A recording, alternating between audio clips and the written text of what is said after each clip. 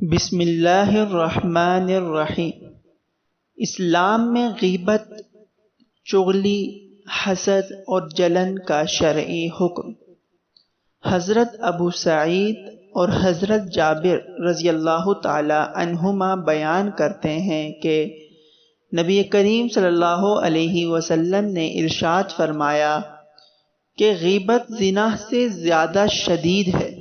صحابہ رضی اللہ عنہم نے عرض کیا کہ یا رسول اللہ، غیبت کس طرح زنا سے زیادہ شدید ہے؟ آپ صلی اللہ علیہ وسلم نے فرمایا کہ آدمی زنا کرتا ہے، پھر اللہ تعالیٰ سے توبہ کرتا ہے تو اللہ تعالیٰ اس کی توبہ قبول کر لیتا ہے، اور غیبت کرنے والے کی اس وقت تک مغفرت نہ ہوگی جب تک وہ شخص اس کو معاف نہ کر دے جس کی اس نے غیبت کی ہے۔ آج کا مسلمان دن رات زنا سے بھی بڑے گناہ غیبت میں مشغول رہتا ہے، اور اسے ذرا بھر بھی احساس نہیں ہوتا کہ میں کتنے بڑا گناہ کر رہا ہوں۔ اللہ معاف فرمائے۔